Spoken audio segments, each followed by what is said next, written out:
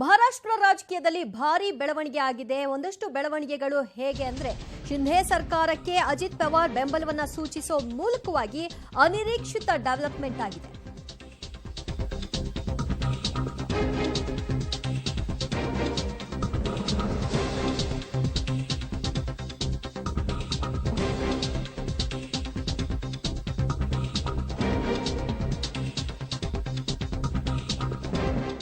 ಮಹಾರಾಷ್ಟ್ರದಲ್ಲಿ ಭಾರಿ ಬೆಳವಣಿಗೆ ಆಗ್ತಾ ಇದೆ. ನಿರೀಕ್ಷೆಯಂತೆಯೇ ಶಿಂಧೆ ಸರ್ಕಾರಕ್ಕೆ ಅಜಿತ್ ಪವಾರ್ ಬೆಂಬಲವನ್ನ ಸೂಚಿಸಿದ್ದಾರೆ.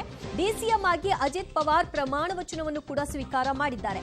ಜಗತ್ ಭುಜ್ಬಲ್ ಸೇರಿದಂತೆ 9 ಮಂದಿ ಪ್ರಮಾಣ ವಚನವನ್ನ ಇಂದು ಸ್ವೀಕಾರ ಮಾಡಿದ್ದಾರೆ. ಈ ಮೂಲಕವಾಗಿ ಮಹಾರಾಷ್ಟ್ರದ ರಾಜಕೀಯ ಬೆಳವಣಿಗೆ ಏನಾಗ್ತಾ ಇತ್ತು, ಅಜಿತ್ ಪವಾರ್ ಯಾವತ್ತಾದ್ರೂ ಕೂಡ ಎನ್ಸಿಪಿಯನ್ನ ಛಿದ್ರಗೊಳಿಸಿ ಹೋಗಬಹುದು ಅನ್ನುವಂತಹ ಮಾತುಗಳೇನು ಕೇಳಿ ಬರ್ತಾ ಇತ್ತು. ಒಳೊಳಗೆ ಆ ರೀತಿಯ ಪ್ರಯತ್ನಗಳು ಆಗ್ತಾ ಇದೆ ಅನ್ನುವಂತ ಹಿನ್ನೆಲೆಯಲ್ಲಿ ಏಕನಾಥ್ ಶಿಂಧೆ ಬಣಕ್ಕೆ ಅವರು ಕೈ ಜೋಡಿಸಬಹುದು ಅಂತ ಪ್ರಯತ್ನಗಳ ಭಾಗವಾಗಿ ಅವರಿಗೆ ಸಿಗಬಹುದಾದಂತಹ ರಾಜ್ಯಾಧ್ಯಕ್ಷ ಸ್ಥಾನ ಇದೆಲ್ಲದಕ್ಕೂ ಕೂಡ ವಂಚಿತ ಮತ್ತು ಅವರನ್ನ ಪಕ್ಷದಲ್ಲಿ ಪರಿಗಣನೆ ಮಾಡಿರಲಿಲ್ಲ. ಅಜಿತ್ ಪವಾರ್ ಅವರನ್ನ ಎಲ್ಲವನ್ನೂ ಕೂಡ ಏಕಮುಖವಾಗಿ ನಿರ್ಧಾರವನ್ನ ತೆಗೆದುಕೊಳ್ತಾ ಇದ್ರು ಶರದ್ ಪವಾರ್ ಅವರು ಅನ್ನುವಂತಹ ಹಿನ್ನೆಲೆಯಲ್ಲಿ ಬಹಳಷ್ಟು ಅಸಮಾಧಾನವನ್ನ ಅಜಿತ್ ಪವಾರ್ ಹೊಂದಿದ್ರು.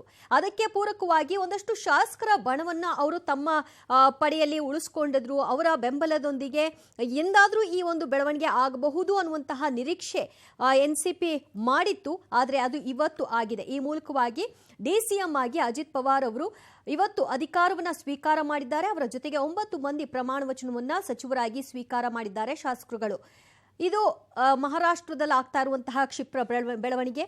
ಸಹಜವಾಗಿ ಇದು ನಿರೀಕ್ಷೆಯಂತೆ ಆಗಿರ್ತಕ್ಕಂತಹ ಬೆಳವಣಿಗೆ ಅಂತ ಹೇಳಿದ್ರು ಕೂಡ ಅವರನ್ನ ಕಡೆಗಣಿಸಿದ್ರು ಅನ್ನೋದನ್ನ ಮೇಜರ್ ಆಗಿ ಅಜಿತ್ ಪವಾರ್ ಮತ್ತು ಅವರ ಬೆಂಬಲಿಗರ ಪಡೆ ವ್ಯಕ್ತಪಡಿಸ್ತಾ ಇರುವಂತಹ ವಿಚಾರ.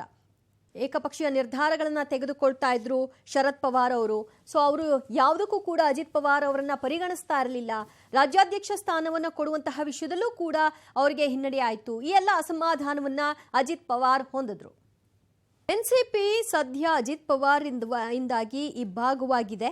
ಈ ಮೂಲಕವಾಗಿ ಮಹಾರಾಷ್ಟ್ರದ ರಾಜಕಾರಣದಲ್ಲಿ ಒಂದಷ್ಟು ಕ್ಷಿಪ್ರ ಬೆಳವಣಿಗೆಗಳು ಕೂಡ ಇವತ್ತು ನಡೆದಿದೆ. ಅಜಿತ್ ಪವಾರ್ ಡಿಸಿಎಂ ಆಗಿ ಇವತ್ತು ಪ್ರಮಾಣ ವಚನವನ್ನ ಸ್ವೀಕಾರ ಮಾಡಿದ್ದಾರೆ. ಅಷ್ಟಕ್ಕೂ ಎನ್ಸಿಪಿಯಲ್ಲಿ ಈ ರೀತಿಯ ಬಂಡಾಯ ಯಾಕೆ ಹೇಳ್ತು ಅನ್ನೋದನ್ನ ಗಮನಿಸೋದಾದ್ರೆ, ಶರದ್ ಪವಾರ್ ಇಂದ ಅಜಿತ್ ಪವಾರ್ ಅವರನ್ನ ನಿರ್ಲಕ್ಷ್ಯ ಮಾಡಲಾಗಿತ್ತು. ಪ್ರತಿಯೊಂದು ಹಂತದಲ್ಲೂ ಅವ್ರನ್ನ ಕಡೆಗಣಿಸಿದ್ರು. ಇತ್ತೀಚೆಗೆ 2 ಕಾರ್ಯಾಧ್ಯಕ್ಷರನ್ನ ನೇಮಿಸಿದ್ರು ಶರದ್ ಪವಾರ್ ಅವರು. ಸುಪ್ರಿಯಾ ಸುಳೆ ಮತ್ತು ಪ್ರಫುಲ್ಲ ಪಟೇಲ್ಗೆ ಶರದ್ ಪವಾರ್ ಮಣಿಯನ್ನ ಹಾಕಿದ್ರು. ಈ ಬೆಳವಣಿಗೆಯಿಂದ ಅಜಿತ್ ಪವಾರ್ ಅವರು ಸಹಜವಾಗಿಯೇ ಕುಪಿತರಾಗಿದ್ರು, ಅಸಮಾಧಾನವನ್ನ ವ್ಯಕ್ತಪಡಿಸ್ತಾ ಇದ್ರು. ಈ ಮೊದಲೇ ಅವರು ಬಿಜೆಪಿ ಜೊತೆ ಸಂಪರ್ಕದಲ್ಲಿದ್ದಂತಹ ಆರೋಪವೂ ಕೂಡ ಅಜಿತ್ ಪವಾರ್ ಮೇಲೆ ಆಗಿಂದಾಗೆ ಕೇಳಿ ಬರ್ತಾ ಇತ್ತು. ಈ ಕಾರಣಕ್ಕಾಗಿ ಎನ್ಸಿಪಿಯಲ್ಲಿ ಯಾವುದೇ ಪ್ರಮುಖ ಅಧಿಕಾರವನ್ನ ಕೊಡದೆ ಶರದ್ ಪವಾರ್ ಅವರು ಏಕಮೇವ ನಿರ್ಧಾರಗಳನ್ನ ತೆಗೆದುಕೊಳ್ತಾ ಇದ್ರು.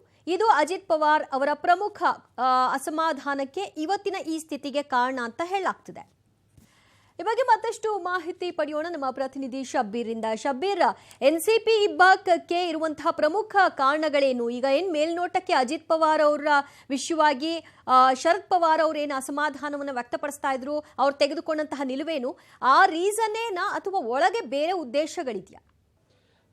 ದಿವ್ಯಾ, ನೋಡಿ, ಅಜಿತ್ ಪವಾರ್ ಅವರು ಎನ್ಸಿಪಿ ಮೇಲೆ ನಿಯಂತ್ರಣವನ್ನು ಸಾಧಿಸಬೇಕು ಅನ್ನುವಂಥದ್ದು ಬಹಳಷ್ಟು ದಿನಗಳಿಂದ ಮಾಡ್ತಿರುವಂತ ಪ್ಲಾನ್ಗಳಾಗಿತ್ತು. ಹಾಗಾಗಿ ಅವರು ಎನ್ಸಿಪಿ ಮೇಲೆ ಯಾವಾಗ ನಿಯಂತ್ರಣ ಹೊಂದುವಂತ ಸನ್ನಿವೇಶಗಳು ಬರ್ತವೆ ಆವಾಗ ಶರದ್ ಪವಾರ್ ಅವರು ಅದನ್ನ ತಡೆಯುವಂತ ಕೆಲಸವನ್ನ ಮಾಡ್ತಿದ್ರು. ಹೀಗಾಗಿ ಪಕ್ಷದ ಮೇಲೆ ನಿಯಂತ್ರಣ ಹೊಂದುವಂತ ಪ್ರಯತ್ನಗಳೇನಿದ್ವು ಅವು ಆಗಾಗ್ಗೆ ಕೂಡ ವಿಫಲ ಆಗ್ತಾ ಇದ್ವು. ಹೀಗಾಗಿ ಹೇಗಾದ್ರೂ ಮಾಡಿ ಪಕ್ಷದ ಮೇಲೆ ನಿಯಂತ್ರಣವನ್ನು ಸಾಧಿಸಬೇಕು ಅನ್ನುವಂತ ನಿಟ್ಟಿನಲ್ಲಿ ರಾಜ್ಯಾಧ್ಯಕ್ಷ ಸ್ಥಾನದ ಆಕಾಂಕ್ಷಿ ಕೂಡ ಆಗಿದ್ರು. ಅವರೀಗ ವಿರೋಧ ಪಕ್ಷದ ನಾಯಕರಾಗಿದ್ರು ಕೂಡ ಅವರು ಅದಕ್ಕೆ ರಾಜೀನಾಮೆಯನ್ನು ಕೊಟ್ಟು ನಾನು ಏನು ರಾಜ್ಯಾಧ್ಯಕ್ಷ ಸ್ಥಾನಕ್ಕೆ ನೇಮಕ ಆಗ್ತೀನಿ ಅನ್ನುವಂತಹ ಒಂದು ಮನವಿಯನ್ನು ಶರದ್ ಪವಾರ್ ಅವರಿಗೆ ಮಾಡಿಕೊಂಡಿದ್ರು. ಆದ್ರೆ ಅವರನ್ನ ನೇಮಕ ಮಾಡೋ ವಿಚಾರದಲ್ಲಿ ಸಾಕಷ್ಟು ಆಕ್ಷೇಪಗಳು ಕೇಳಿ ಬಂದಂತ ಹಿನ್ನೆಲೆಯಲ್ಲಿ ಅವರನ್ನ ನೇಮಕ ಮಾಡಿರಲಿಲ್ಲ.